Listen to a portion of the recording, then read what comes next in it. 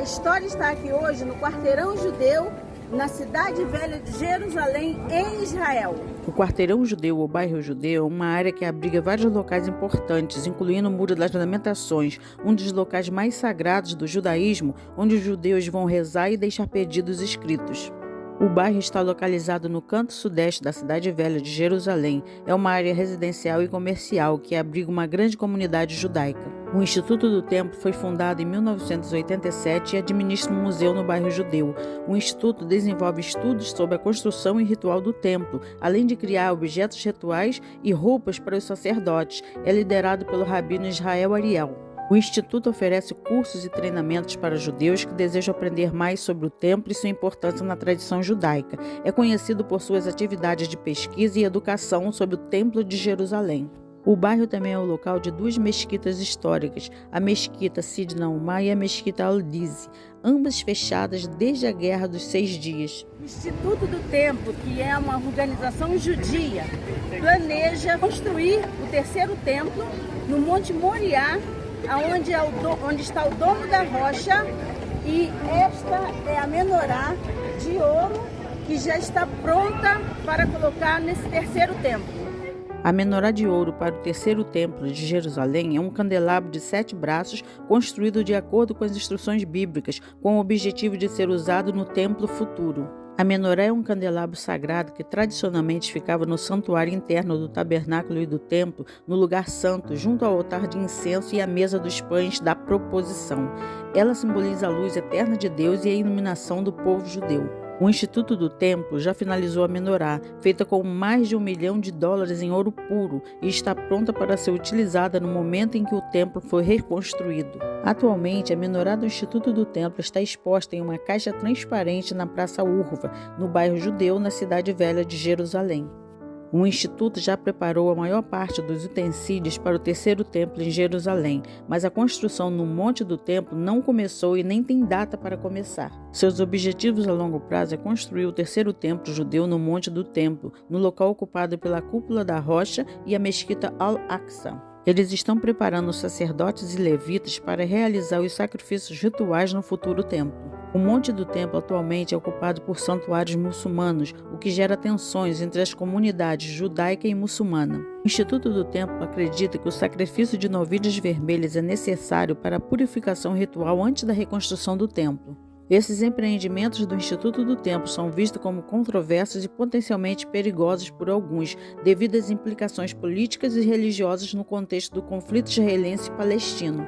A organização é vista com ceticismo por muitos judeus e não-judeus que acreditam que a reconstrução do templo poderia levar a conflitos e tensões na região. Porém, é um tema central para alguns grupos religiosos judaicos que veem isso como um passo importante na restauração da ordem religiosa e messiânica. No entanto, o assunto é delicado devido às implicações políticas e religiosas da localização e da possível perturbação do estado atual no Monte do Templo, que também abriga o Domo da Rocha e a Mesquita de Al-Aqsa, locais sagrados para o Islã. O Instituto tem trabalhado há anos na preparação de objetos e vestimentas ritualísticas para o futuro templo, incluindo as vestes sacerdotais. Eles realizam eventos públicos e abertos para demonstrar esses itens e educar o público sobre o significado do templo na fé judaica.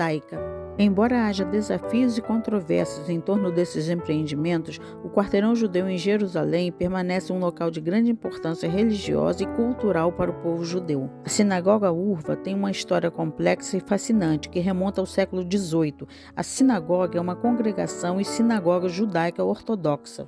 Eu nunca entrei em uma sinagoga, então vamos conhecer junto a sinagoga Urva em Jerusalém. Vamos lá!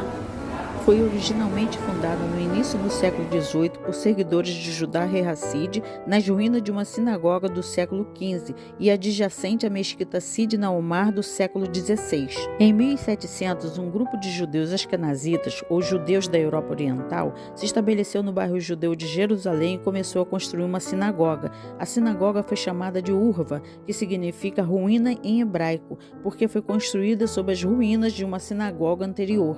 No entanto, a sinagoga sinagoga foi destruída em 1721 pelos otomanos que governavam Jerusalém na época. A destruição foi resultado de uma dívida não paga pelos judeus askenazitas aos credores locais que haviam contraído um empréstimo para construir a sinagoga. O terreno ficou conhecido como a ruína, ou Urva, onde ficou desolado por 116 anos até ser reassentado em 1837 por membros da comunidade judaica Ashkenazi. Em 1856, o sultão otomano Abdelmecid emitiu uma autorização para a construção de uma sinagoga no local e o arquiteto-chefe do sultão, Assaid Bey, a projetou e supervisionou sua construção. A construção começou em 1864 e, embora oficialmente chamada de Sinagoga Beis Yaakov, manteve seu nome como Urva.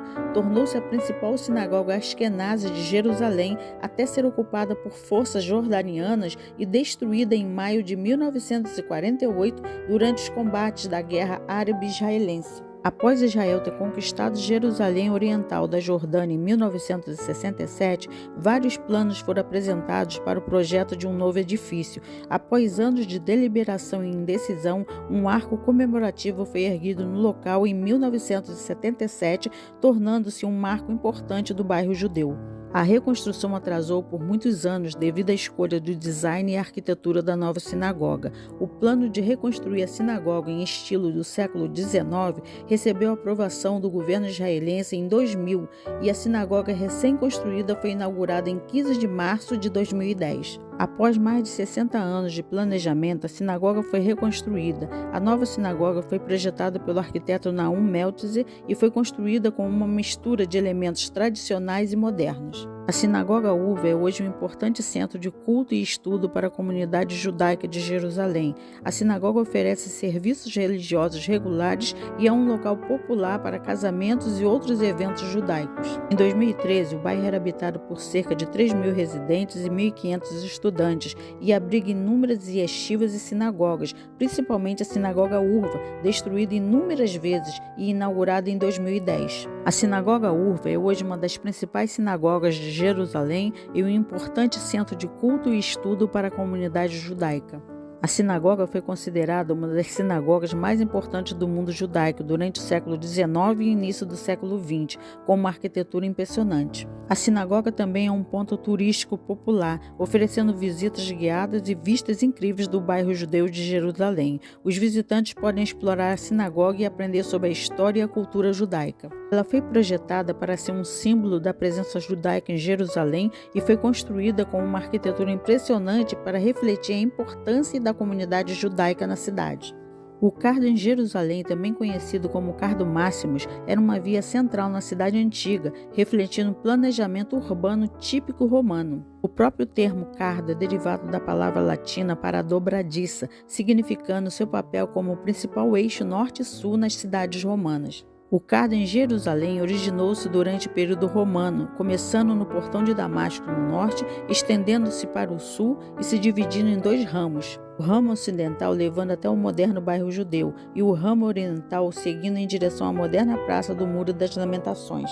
A construção do cardo ocorreu quando Jerusalém era reconhecida como a Hélia Capitolina, após a reconstrução romana da cidade depois da destruição do segundo templo em 70 d.C. A rua foi projetada como uma das principais ruas da cidade romana, seguindo o padrão típico das cidades romanas, com uma estrutura retangular e ruas que se cruzavam em ângulos retos. A construção do cardo fez parte de um esforço mais amplo para romanizar Jerusalém, integrando-a à rede de cidades do Império. O cardo foi ainda mais ampliado durante o período bizantino, particularmente no século VI, sob o imperador Justiniano. Essa extensão alcançou as partes ao sul da cidade, incluindo o bairro judeu. O cardo bizantino era caracterizado por seu design com colunatas, com uma passagem central ao ar livre ladeada por calçadas e lojas de cada lado. O mapa de Madaba, um mapa em mosaico do século VI, descoberto em uma igreja bizantina em Madaba, Jordânia, fornece uma representação detalhada de Jerusalém,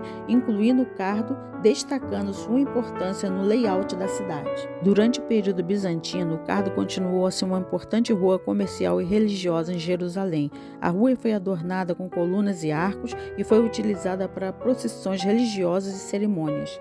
Durante o período otomano, o cardo foi quase completamente esquecido e foi utilizado como um mercado de rua. A rua foi estreitada e construíram casas e lojas que obscureceram a estrutura original da rua. Após a conquista árabe de Jerusalém em 638 d.C., o Cardo continuou a ser uma importante rua da cidade. No entanto, a rua começou a declinar e foi gradualmente abandonada. No século XX, o Cardo foi redescoberto e restaurado como parte de um esforço para preservar a história e a cultura de Jerusalém.